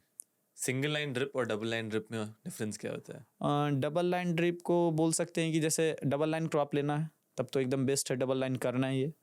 और सिंगल लाइन क्रॉप लेना है तो बेस्ट है। पर बात आ गया जो मैं बोला कि जैसे अभी पपाया की बात करूं, पपाया में डबल लाइन नहीं रहेगा तो नहीं क्रॉप पॉसिबल, गया। क्योंकि उसमें पानी भी ज़्यादा चाहिए। और जब ये सब अप्रैल मई में स्टैंडिंग क्रॉप है, मतलब खड़ा रहेगा तो एक साइड पूरे पानी रहेंगे, एक साइड उसके पूरे ड्राई रहेंगे। तो क्या होगा कि पेड़ जो साइड पानी रहेंगे उस साइड झुक के गिर जाएंगे। मतलब कोई एक साइड वो मतलब गिरने का चांसेस रहेंगे, क्योंकि एक साइड से पूरा रूट का उसका जो फंक्शनिंग है वो खत्म हो गया ऑलमोस्ट। ना ही उधर फर्टिलाइजर ले रहा है, ना ही पानी अच्छे से जा रहा, तो गिरने के चांसेस रहते हैं। समझ गया। एक चीज़ है ना, हमेशा बहुत सारे किसान ऑनलाइन भी बोलते हैं, जिनसे मैं मिला भी हूँ, उनको लगता है कि ग्रीन हाउस एक पैसा का बर्बादी है। आप एक ओपन फील्ड किसान हैं, आज मैं आपसे अपफ्रंट पूछना चाहता हूँ, क्या आपका फ्यूचर विजन है कि आप ग्रीन हाउस में जाएँ, कि आपको भी लगता है कि नहीं, ग्रीन हाउस या प्रोडक्टिव फार्मिंग किसान के लिए सही चीज़ नहीं है? नहीं, बिल्कुल सही चीज़ है। मैं इसको बहुत अच्छा चीज़ मानता हूँ। पर मैं मानता हूँ कि पहले आप ओपन फील्ड के एक्सपर्ट बने, देन आफ्टर कि फिर आप प्रोटेक्टेड में जाएँ, क्योंकि almost cultural practices open field और पॉली हाउस के सेम रहते हैं। मतलब फर्टिलाइजर आपको उसमें भी चलाने हैं, क्रॉप कल्चरल प्रैक्टिसेस उसमें भी, मतलब मान लिए बाहर में थ्रिप्स लग रहे हैं कैप्सिकम में, तो सकिंग पेस्ट लगेंगे तो ये मतलब पत्ता उसका सिकुड़ेगा ऊपर की। सेम चीज़ें पॉली हाउस में भी अगर थ्रिप्स लगेंगे तो सेम फंक्शन, सेम चीज़ें आएंगे। बट अगर हम वो चीज़ें हैवी इन्वेस्टमेंट करके और फिर उस चीज़ को हम सीख रहे हैं तो मुझे लगता है कि वो ठीक नहीं है। पहले आपको सीख लेना चाहिए, देन आफ्टर फिर आपको प्रोटेक्टिव में जाना चाहिए, तो आप आउटकम ज़्यादा ले सकते हैं। अब मान लिया हम कोई इंफ्रास्ट्रक्चर डेवलप किए और उसको 2 साल तक हम फुल फ्लेज में ले ही नहीं पाए, उससे जो ग्रैब करना चाहिए मुझे वो नहीं कर पाए, तो उसका तो लाइफ 2 साल कम गया। और Correct. 2 साल स्ट्रक्चर का लाइफ कम गया तो 5 साल 6 साल में उसका प्लास्टिक चेंज, चीज़ें चेंज होना है, तो पैसे बराबर लगेंगे, बट 2 साल हम उसको ग्रैब अच्छे से नहीं किए। तीसरे साल से जब सीख गए तो चीज़ें ग्रैब करना चालू की। मुझे लगता है फर्स्ट डे से उससे मैक्सिमम रिजल्ट लेना है तो पहले क्रॉप को समझना चाहिए ओपन फील्ड में, देन आफ्टर। और बहुत सारे, मैं तो जैसे नर्सरी की बात करूँ तो मुझे लगता है कि बरसात में काफ़ी टफ हो जाता है हम लोग को नर्सरी करना, तो नर्सरी के लिए प्रोटेक्टेड में जाना बहुत मतलब बेहतर है। ओपन फील्ड में एक और चीज़ जो बहुत कॉमन है, हर किसान का सबसे ज़रूरी फ्रेंड या सबसे ज़रूरी टूल होता है कि उनके पास ट्रैक्टर एक होता है, जो बड़े किसान होते हैं, राइट। मैकेनाइजेशन की मैकेनाइजेशन टूल्स होते हैं उनके पास अलग अलग मशीन होते हैं। ओपन फील्ड खेती में क्या क्या ज़रूरी टूल्स होने चाहिए किसान के पास, बेसिक से लेकर के एडवांस में, जो वो खेती आराम से अपना कर सके? मुझे लगता है कि अगर आप मैकेनाइजेशन में नहीं जाते हैं तो ओपन फील्ड में आपको बहुत परेशानी होगी। जैसे आपको सबसे पहला बेसिक अगर बात करूं तो ऑर्चर्ड का एक ट्रैक्टर होना चाहिए, हॉर्टिकल्चर में आप तो छोटी वाली ट्रैक्टर एक होनी चाहिए।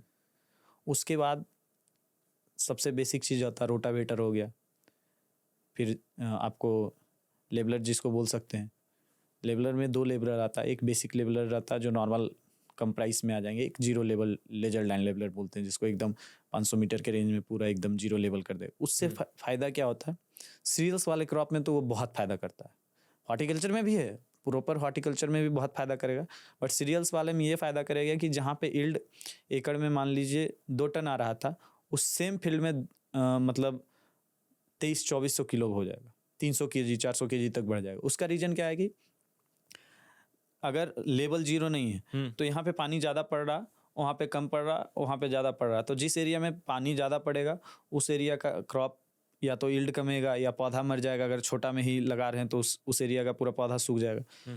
तो जीरो लेवल लेवलर जो है बहुत मतलब लेजर लाइन लेवलर को मैं मतलब एक तरह से वरदान मानता हूँ सीरियल्स वाले क्रॉप में खासकर। और हॉर्टिकल्चर वाले में भी आप जीरो लेवल करके अगर काम करते हैं तो आपके बेड्स वगैरह जो है प्रॉपर रहेंगे, पानी अगर आएंगे तो निकलेंगे तो पूरे पानी निकल जाएंगे, या पानी रहेंगे भी तो मतलब कहीं पे ज़्यादा कहीं पे कम नहीं रहेंगे। मान लो ड्रेनेज नहीं आपका अच्छा है तो पानी तो ऑब्वियस है कि रहेंगे, पर अगर निकल रहे हैं तो सारे पानी एक लेवल से निकल जाएंगे तुरंत। एक ही लेवलर काफ़ी है। हाँ हाँ लेजर लाइन लेबलर काफ़ी है। वो बेसिक वाला जो लेबलर होता है वो नॉर्मल आपको 8-9 हज़ार में 10,000 में बन जाते हैं, तो वो ट्रैक्टर में अटैच होके एक अंदाज से कि बहुत ज़्यादा मान ले किसान के नज़रों से दिख रहा है कि भाई यहाँ पे ज़्यादा गड्ढा है तो उसको लेवल कर सकता है, पर जीरो लेवल करने के लिए एकदम पूरा एकदम तो फिर लेजर लाइन लेबलर का ज़रूरत होता है। उसके बाद आता है 9 टायर जिसको बोलते हैं, 9 फारा बोलते हैं। अच्छा, तो उसका एक डीप फॉरो के लिए बहुत ज़रूरी है।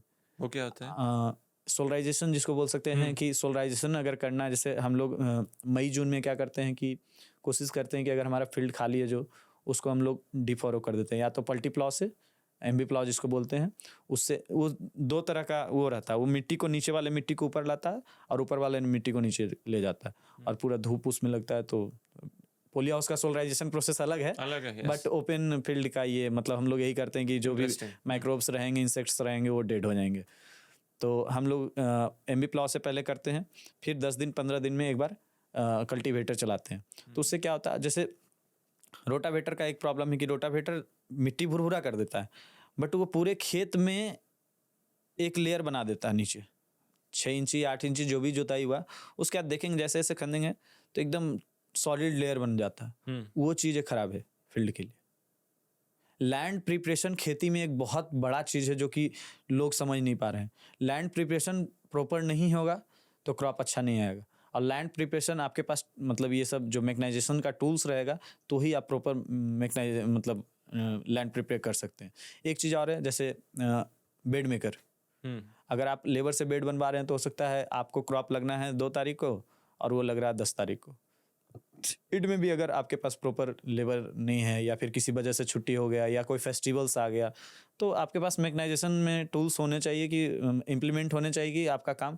हमने क्यारी मेकर रखे हैं, क्यारी मेकर जैसे प्याज का जो होता है ना, चेक बेसिन बोलते हैं उसको, चेक बेसिन फार्मर करके आता है उसमें क्या है कि प्याज का पूरा क्यारी बना देता है, एक दिन में 10-10 15-15 बीघा बना देगा। वही सेम चीज़ लेबर बनाएगा तो 10-10 दिन में बना, तो एक तो आपका लेबर एक्सपेंस बढ़ा, उसके बाद आपका टाइम भी गया। तो ऑन टाइम करने के लिए आपको थोड़ा मैकेनाइजेशन, और मान लो छोटे फार्मर है 1 एकड़ 2 एकड़ में करना है तो उनको सोर्स कर लेना चाहिए, जो नियर बाई हैं वो सब चीज़ों के इम्प्लीमेंट्स के, उनसे सोर्स कर लेना चाहिए। तो ये 6-7 बेसिक टूल्स है।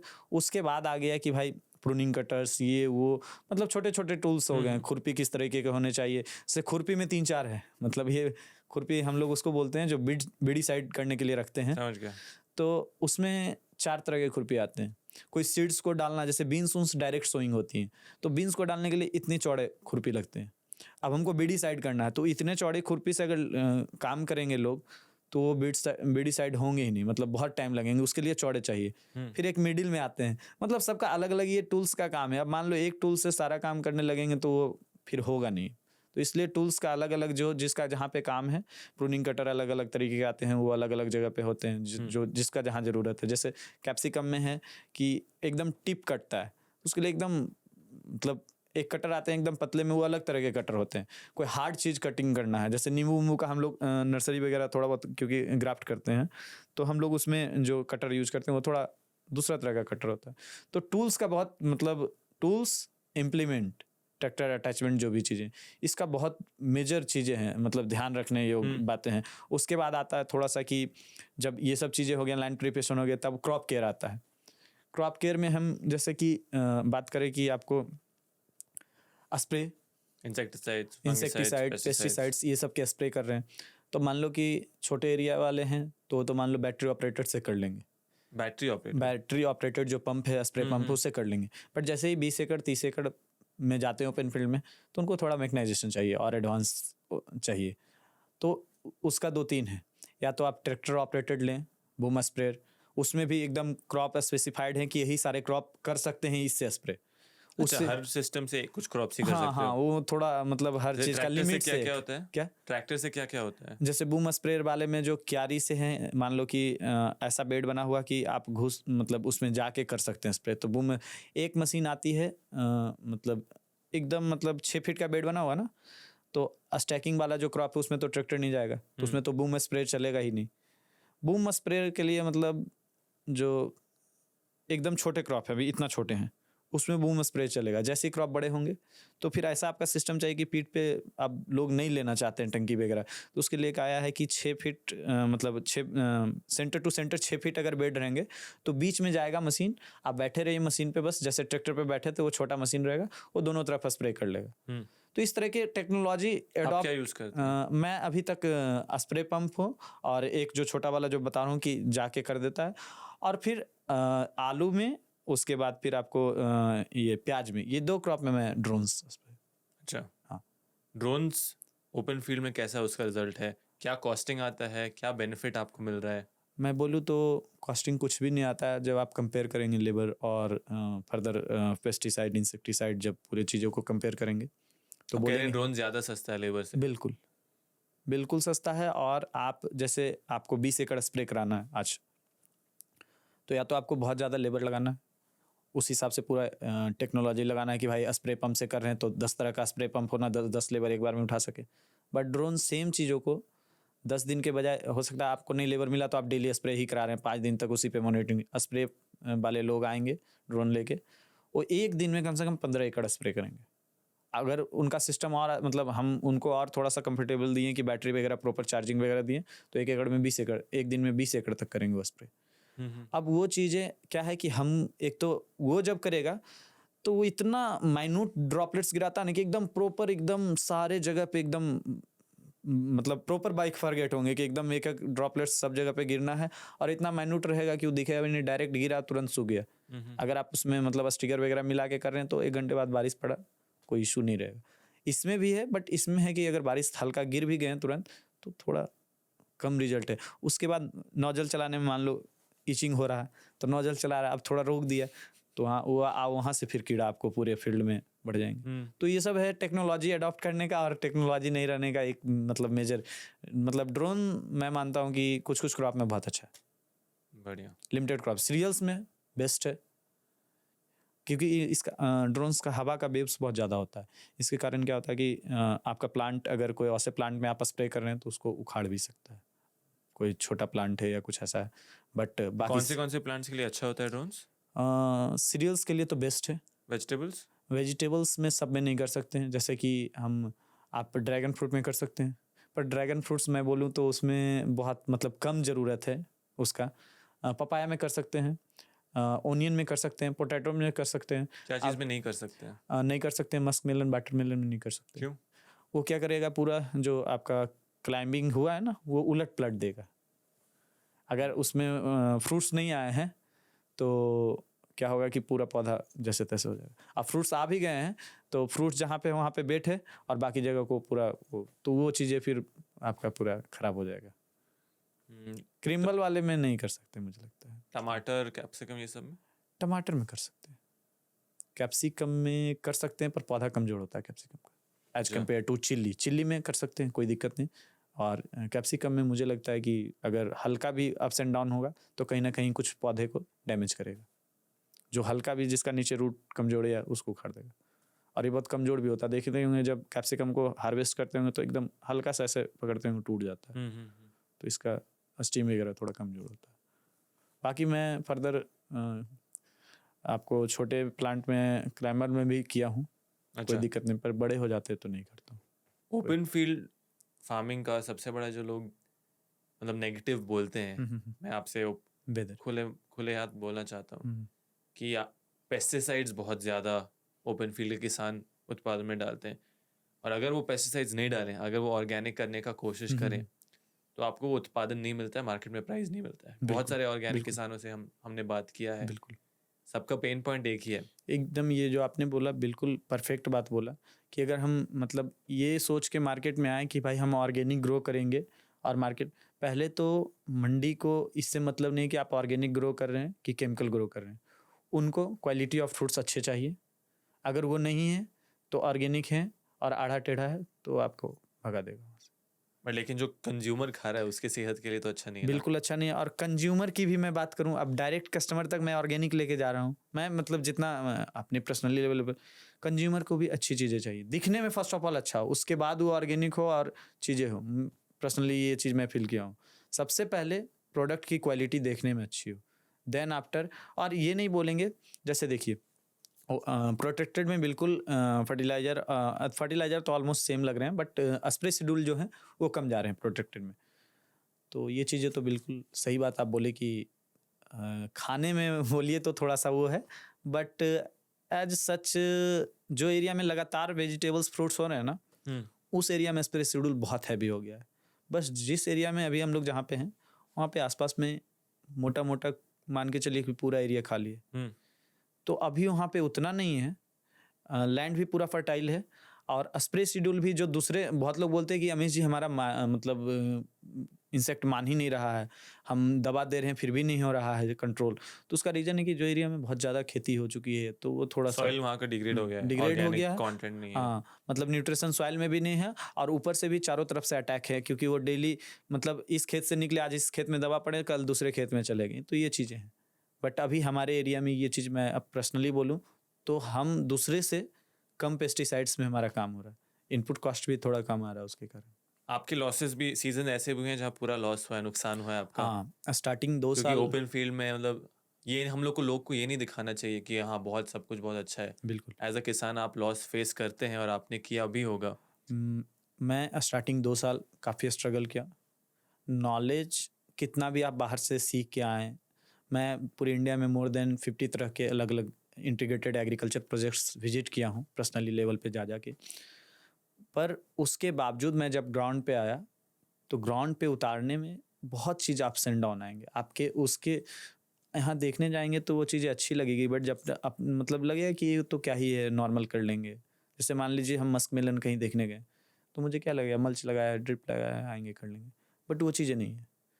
यहाँ पे आने के बाद अगर आपके पास ब्लूप्रिंट पहले नहीं है तो आप डेफिनेटली खेती में फेल हो जाएंगे। प्रॉपर ब्लूप्रिंट होने के बाद फेल होने के चांसेस रहेंगे फर्स्ट 1-2 सीजन। और कोई भी क्रॉप को मुझे लगता है कि प्रॉपर अगर समझना है कोई भी क्रॉप को, क्रॉप साइकिल, तो मिनिमम मतलब हमें लगता है कि उसको 3 साल करेगा ना, तब उसका, क्योंकि मान लीजिए इस ओपन फील्ड की मैं बात कर रहा हूँ, इस साल हम किए, इस साल वेदर अच्छा रहा, सब कुछ अच्छा रहा, कम स्प्रे कम चीज़ों में मेरा अच्छा आ गया, क्रॉप प्रोडक्शन यील्ड सब कुछ आ गया। वही सेम क्रॉप हम नेक्स्ट ईयर करेंगे, क्लाइमेटिक कंडीशन हैवी रेनफॉल हो गया। अब हम पिछले बार का दिमाग में रखें कि भाई हमारा तो दवा इतना पड़ा था, ये सब उसी को हम शेड्यूल को फॉलो करेंगे तो इस बार हम फेल हो जाएंगे। तो ये चीज करते रहना। हाँ मतलब, और 3 साल जब करेंगे ना तो मोटा मोटा एक फिगर पता चल जाता है कि कैसे कैसे क्रॉप, मतलब क्रॉप की एक एक्सपर्टीज हो जाती है लोगों के पास, कितना भी बाहर से देख के आए 2-3 क्रॉप करेंगे तब जाके उसकी एक्सपर्टीज होती है। मैं पर्सनली बोलूँ तो जो जैसे प्याज के एक एक्सपर्ट लोग हैं उनके फील्ड पे मैं हर एक फेज में गया हूँ। मतलब at the time of sowing कितने डिस्टेंस में सोन कर रहे हैं, कितना ऊपर। जैसे प्याज का एक छोटा सा एग्जांपल देता हूँ कि प्याज को अगर आप ज़्यादा नीचे कर देंगे ना तो उसका वल्व साइज छोटा हो जाएगा, मतलब लंबा हो जाएगा। लंबा होने के कारण वो जो साइज आना चाहिए वो नहीं आएगा। और प्याज जितना ऊपर में रहेगा उसका वल्व साइज उतना बड़ा होगा और गोल होगा। तो वो मार्केट में जाने के बाद जैसे प्याज के जो एक्सपर्ट लोग हैं रोपने वाले, मान लो लेडीज से रोपा रहे हैं, और एक होते हैं रोपना जो जेंट्स लोग रोपते हैं। तो जेंट्स लोग जो रोपेंगे प्याज, उसकी यील्ड मतलब मोटा मोटा 32 कट्ठे का हम लोग का एकड़ होता है, तो 32 कट्ठे में 32 पैकेट बढ़ जाएगा। एक कट्ठे में एक पैकेट इल्ड बढ़ जाए। 48 किलो अगर इल्ड बढ़ गया तो आप जेंट्स लेबर को थोड़ा पैसा ज़्यादा भी दे रहे हैं तो वो क्यों अच्छा। ऐसा क्यों होता है? उसका रीजन है कि एक प्याज का जो है ना वो ऊपरी लेयर में रहना चाहिए। ऐसे डालने के टाइम वो ज़्यादा नीचे नहीं, डीप में नहीं जाना चाहिए। उसका रूट जो है अच्छा, डीप चला जाएगा तो प्याज लंबा होगा और मतलब गोल वाल्व पूरा राउंड में नहीं बैठेगा। उसके कारण चीज़ें मतलब बट yield पे इसमें फर्क मेल और फीमेल का कहाँ से? जैसे मेल की एक्सपर्टीज होती है वो पूरा मतलब रोपने में की एक्सपर्टीज होती है। उसके स्पेशलाइज लोग हैं कि भाई जैसे आप देखते होंगे कि बिहार से लोग आते हैं धान रोपने के लिए, पंजाब, तो उनकी एक्सपर्टीज है उस चीज़ों में। वो करते करते इतने एक्सपर्ट हो गए हैं कि उनका एकदम बराबर भी रहेगा। आप देखेंगे तो एकदम सीधा लगेगा कि मशीन रोपा है। तो ये सब चीज़ों के कारण वल्व साइज और क्वालिटी आपका बढ़ जाता है। क्वालिटी बढ़ता है, मार्केट में आप जाते हैं तो आपका प्रोडक्ट, और भी लोग प्याज लेके आएंगे पर आपका प्रोडक्ट पहले निकलेगा। अभी तक मैं आपको बोलता हूँ कि मेरा क्या क्या ओपन फील्ड फार्मिंग के एस्पेक्ट में क्या क्या मेरे मेजर चीज़ है। सबसे पहले आपने बोला जो बेसिक है कॉमन एग्रीकल्चर में, ग्रीन हाउस कर रहे हो, कुछ भी कर रहे हो, मार्केट स्टडी करो, बिल्कुल। राइट। दूसरा आप कर रहे हो 1 एकड़ से या छोटे एरिया से स्टार्ट करो, वहाँ पे आप टेस्टिंग करो, देखो कैसा हो रहा है। बिल्कुल। तीसरा मतलब 2 क्रॉप लो, मल्टीपल क्रॉप्स लो, मोनोक्रॉपिंग जैसा नहीं करना है। बिल्कुल। और क्या क्या पॉइंट्स आप ऐड करना चाहेंगे जैसे इसमें? मोनोक्रॉपिंग इसलिए मैं नहीं करना करता हूँ कि अगर कॉमर्शियल लेवल पे काम कर रहे हैं तो मोनोक्रॉपिंग को मैनेज करना थोड़ा सा टफ हो जाता है। आपका स्पेशलाइज है कि ये फील्ड में ये क्रॉप है, इसके कल्चरल प्रैक्टिसेस फॉलो करने हैं। अब जैसे कोई इंडिविजुअल फार्मर 1 एकड़ में कर रहा है, वो मोनोक्रॉपिंग कर सकता है क्योंकि उसके पास पूरा फुल टाइम है वो 1 एकड़ को देने के लिए। पर जो 10 एकड़, 20 एकड़, 50 एकड़ में कर रहे हैं उनके पास उतना टाइम नहीं है, और आपके सुपरवाइजर भी उतने मॉनिटरिंग प्रॉपर नहीं कर पाएंगे। इसलिए मैं कहता हूँ कि जो भी करें, जो एरिया में करें, सिंगल क्रॉप में काम करें और फिर नेक्स्ट दूसरा क्रॉप में काम करें। इंटरेस्टिंग। अगर बिहार के किसानों को आपको कुछ बोलना है कि खेती को इस प्रकार देखना, बिहार के अलावा पूरे देश में भी, बट ज़्यादातर आप अपने एरिया में अच्छा काम कर रहे हैं, 40 एकड़ में खेती कर रहे हैं, बस एक कोशिश कर रहा हूँ। कोशिश कर रहे हैं, बट थोड़ा सक्सेस आपने छोटा जितना भी है देखा है, जी। एंड उम्मीद करता हूँ कि वो आगे बढ़े। बट उससे पहले अगर आपको एक मैसेज देना है बिहार के किसानों के लिए, बिहार के एग्रीकल्चर के लिए, बाकी देश में, तो आप क्या एडवाइस देना चाहेंगे? सबसे पहला चीज़ मैं बोलूँ तो लोगों को खेती को बिजनेस के नज़रिए से देखना चाहिए। अगर वो खेती को बिजनेस के नज़रिए से नहीं देखेंगे, कहीं के भी किसान हो ऑल ओवर पूरे वर्ल्ड के, बहुत लोग जैसे बिहार में अभी तक है कि खेती है मतलब छोटी चीज़ें हैं, इसमें कुछ नहीं रखा है, आप बाहर जाओ बाहर कमाओ। बट मुझे लगता है मतलब पर्सनली कि मैं जो ब्लू प्रिंट की बात कर रहा हूँ कि हम कोई बिजनेस स्टार्ट कर रहे हैं तो उसका पूरा मेरे पास एक फिगर होता है कि भाई इतना कॉस्ट यहाँ लगेगा, इतना कॉस्ट यहाँ लगेगा, फिर ये हमारा स्टॉक बिकेगा, इतना फिगर में यहाँ से आएगा। वही सेम चीज़ें खेती में होनी चाहिए कि मान लीजिए हम 1 एकड़ से स्टार्ट किए तो मुझे शिमला लगाना है, तो शिमला का पूरा कल्चरल प्रैक्टिसेस, फिर हम जितने एरिया में लगाएंगे कितना प्लांट लगेगा, कहाँ से सीडलिंग सोर्स होगा, सीडलिंग की वेराइटी कौन सी होगी, ये सब चीज़ें बहुत छोटा छोटा चीज़ है बट बहुत बड़ा चीज़ है। और जब वो करेंगे ना तो हो सकता है कि पहला साल सक्सेस नहीं मिले, पर नेक्स्ट ईयर जब सक्सेस मिलेगा ना तो फिर आपको लगेगा कि नहीं खेती हम तो बेकार, मतलब 20,000 50,000 के लिए 1 लाख के लिए बाहर जा रहे थे, वो 1 लाख हम ग्राउंड पे अपने लेवल पे कमा सकते हैं। तो मुझे लगता है कि बिहार के किसान को मैं यही बोलूँगा कि खेती को आप पॉजिटिव वे में देखें, बिजनेस के तरीके से देखें। मैं डेफिनेटली कहता हूँ कि अगर सही से अगर लोग मतलब जितने अभी अनएम्प्लॉयड लोग हैं 20% लोग एम्प्लॉयड हो जाएंगे अगर खेती को अडॉप्ट करेंगे, खाली अपना खेती, दूसरे का खेती छोड़ दें, या फिर 20% लोग समृद्ध हो जाएंगे, मतलब जिनके घर की आय 20,000 नहीं होगी ना महीने की, और खेती कर रहे हैं वो 10-10 एकड़ 5-5 एकड़ लोग कर रहे हैं खेती, 5 एकड़ बस प्रॉपर वे में है, सीख के करने की ज़रूरत है, तो वो कम से कम महीने के 50,000 लाख रुपए कमा सकते हैं। मैं ऐसे किसान से मिला हूँ धान गेहूँ के कि 20 एकड़ करते हैं और बस वो एक तरह से रोटेट कर रहे हैं चीज़ों को। कुछ कमा नहीं पा रहे हैं। मतलब कमा रहे हैं उसका मतलब मैं बोलूँ कि अगर 5 एकड़ कर रहे हैं और आप एकड़ से मान लीजिए 20,000 कमा रहे हैं, तो ये फिगर कैसा आपको लगेगा सुनने में? पर यही 20 से 30 हार्डली 35,000 का फिगर है 1 एकड़ का। आप कह रहे हैं कि ओपन फील्ड खेती से मैं कम से कम 50,000 से 1 लाख रुपए पर मंथ पॉकेट में ले सकता हूँ। 1 एकड़ से अगर इंटीग्रेटेड फार्मिंग मॉडल को अगर करें, तो 1 एकड़ से मंथली कम से कम 30 से 35,000 मंथली की बात कर रहा हूँ। आपको जो मैं फिगर दे रहा था जो किसान वो कमा रहे हैं 35,000 30,000 वो पूरे साल में कमा रहे हैं ना 1 एकड़ से। हुँ। वो मंथली थोड़ी कमा रहे हैं। करेक्ट, नहीं मैं तो हॉर्टिकल्चर का बात कर रहा हूँ। हाँ, हॉर्टिकल्चर में अगर काम करते हैं तो मुझे लगता है कि आप जोड़ लेना कि जैसे आप 1 एकड़ शिमला किए हैं, तो शिमला का फिगर मोटा-मोटी 2 लाख से 5-6 लाख तक जाएगा। जैसा रेट रहेगा उसके हिसाब से वेरी। अगर 1 एकड़ में शिमला किए 2 लाख आया, तो मंथली कितना हो गया? लगभग 18,000 के आसपास या 17,000 जो भी एग्जैक्ट तो। हुँ। वही 2 एकड़ किए तो 40,000 के आसपास हो गया। 5 एकड़ किए तो 5 दूना 10 1 लाख हो गया। जो किसान देख रहे हैं ओपन फील्ड, क्योंकि लोग को ये समझना ज़रूरी है, बहुत सारे ग्रीन हाउस पॉडकास्ट हम लोग करते हैं, बट भारत की कृषि ज़्यादातर अभी भी 99% से ज़्यादा ओपन फील्ड में हो रही है। ओपन फील्ड में भी धान, पल्सेस, गेहूँ, सीरियल्स ये ज़्यादा हो रहा है एंड उसका बहुत छोटा हिस्सा वेजिटेबल्स हो रहा है। अभी बिहार गवर्नमेंट बहुत सपोर्ट कर रही है। अगर लोग करना चाहें ना, तो बहुत अपॉर्चुनिटी है बिहार में। खेती के मामले में देखें तो पूरे इंटीग्रेटेड एग्रीकल्चर मॉडल को बोले, हुँ, हुँ। डेयरी सेक्टर को बोलें या फिर एग्रीकल्चर को बोलें, हॉर्टिकल्चर को बोलें या फिर आपको मैकेनाइजेशन को ध्यान रखते हो। मतलब हर जगह सपोर्ट कर रही है। बस लोगों को सीखने की ज़रूरत है और करने की ज़रूरत है। मतलब सपोर्ट सिस्टम खुला। मैं खुद पर्सनली गवर्नमेंट का बहुत आभार हूँ कि उन्होंने मुझे बहुत सपोर्ट किया। पर हाँ, ये नहीं कि गवर्नमेंट पे डिपेंडेंट हो जाना है, वो चीज़ नहीं होना चाहिए। आप सपोर्ट लें और काम इंडिविजुअल लेवल पे करें, डेडिकेटली करें। ये नहीं कि सपोर्ट हमको मिल गया, उस पैसे को खा के या फिर जो भी प्रोडक्ट दिए उसको लेके और फिर इधर-उधर कर दिए, तो उसका कोई मतलब नहीं। एक इंफ्रास्ट्रक्चर डेवलप करें, गवर्नमेंट से सपोर्ट लेके और उसका जेन्युइनली काम करें ग्राउंड पे, बहुत मतलब अच्छा होगा। बढ़िया, मैं उम्मीद करता हूँ कि लोग वही करें। थैंक यू सो मच आपके थैंक यू टाइम सो के मच। लिए and wishing you all the best for the future. धन्यवाद। And thank you so much आपका भी अभिनव जी कि आपने मुझे मौका दिया कि बिल्कुल, मैं लोगों तक बिल्कुल। बात रख सकूं। धन्यवाद। बिल्कुल, जय हिंद।